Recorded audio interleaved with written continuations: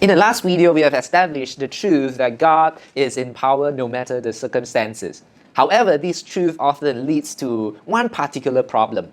There is a natural response that is totally unbiblical when we acknowledge the biblical truth of God being in power. We naturally think that since God is in power, we do not need to think and do anything. Since He's in control, He will take care of things, and we can just go on with our own business and leave everything to God.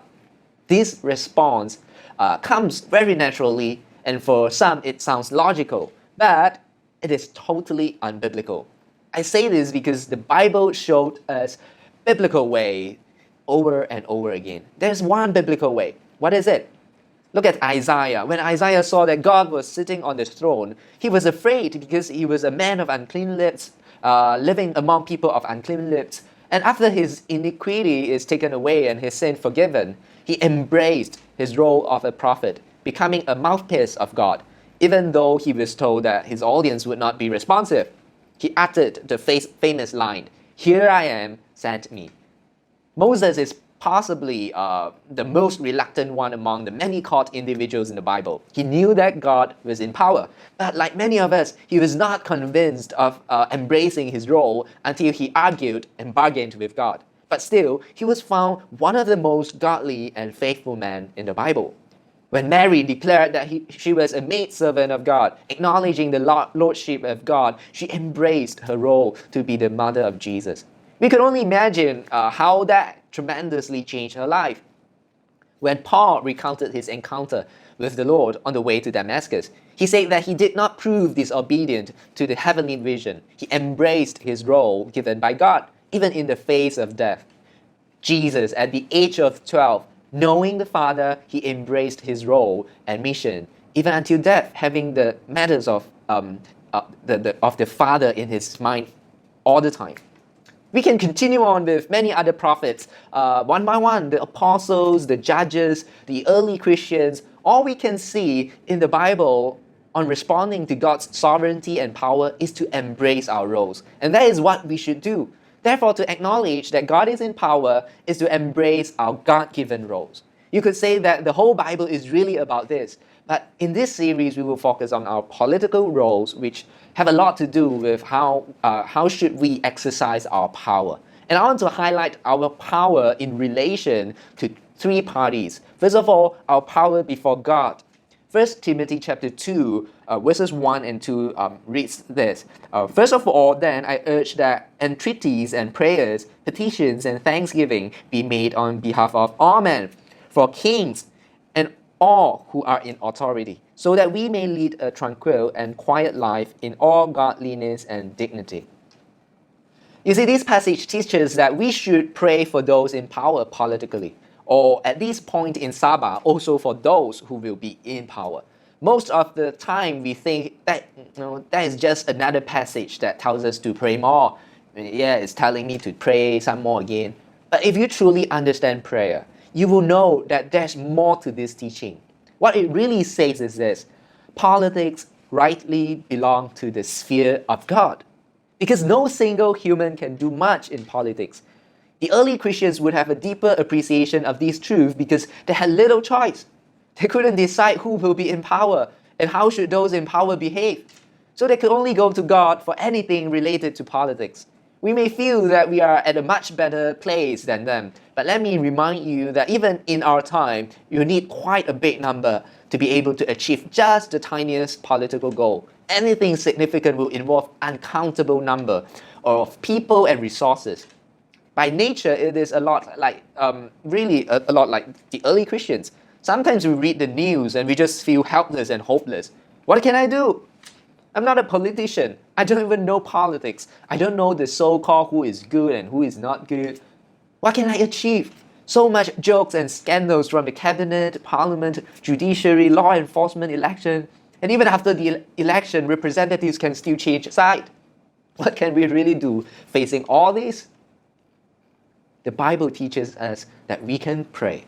We can pray and we can cry out to God. And God, who reigns over all, will hear us and remember our cry. How do I know that God will hear our cry?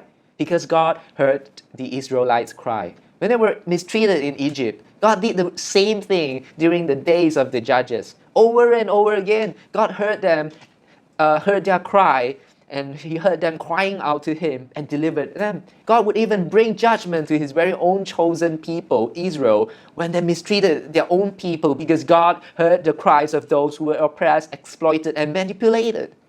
For your information, God even hears individual cries. Exodus chapter 22 says this, verse 22 and 23, "You shall not afflict any widow or orphan.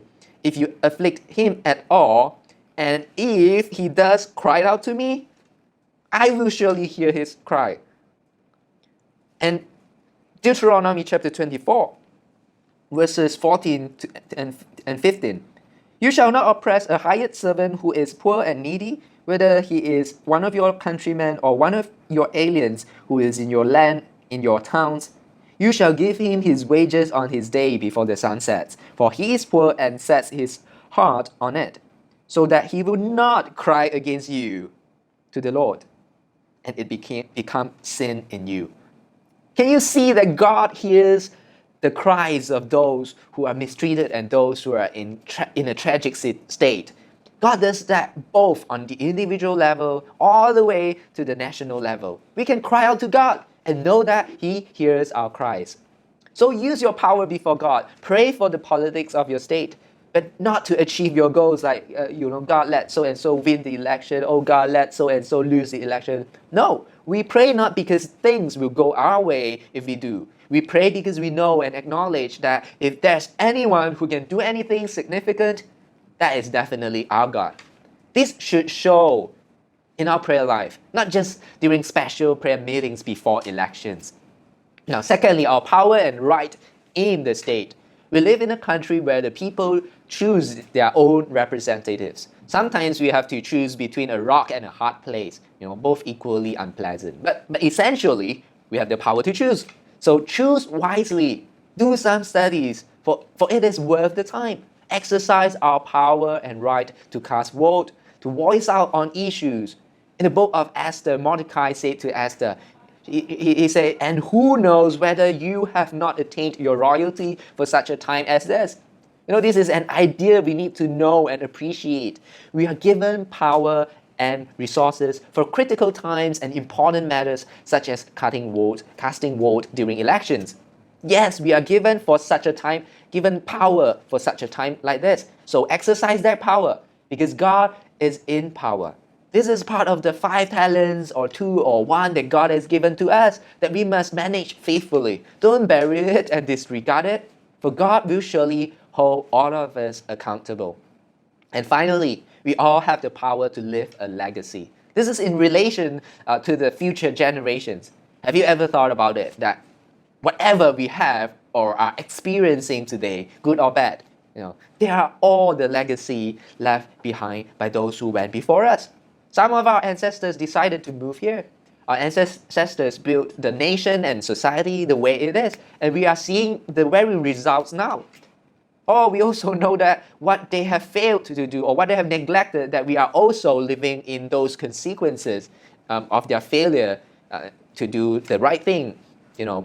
When we study our history, we know people who have made pivotal decisions that have forever changed the course of the country. Most of the time, it is the cumulative outcome of many little incidents and decisions or policies.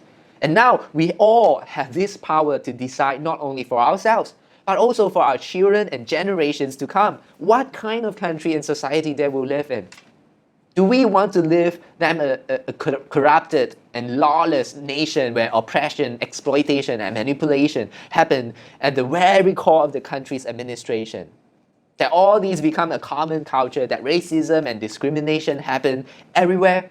Is that the legacy we want to leave behind? Of course, this is not only a matter of election, but we start here. We can start here. We can choose those with integrity and with proper values. And we can reject those who are corrupted and only care for themselves. We all have been given this power.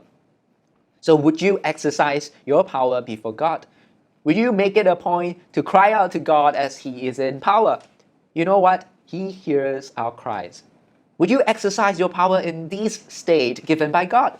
Will you make it a point to play a role as a citizen and as a disciple of Jesus as God is in power? Sometimes I think about this. If Jesus would, he paid his tax, is in the gospel. If he would pay his tax and other taxes, he would have also casted his vote too if there was a general election, but he didn't have it. And would you exercise your power to leave a legacy in relation to the future generations as God is in power?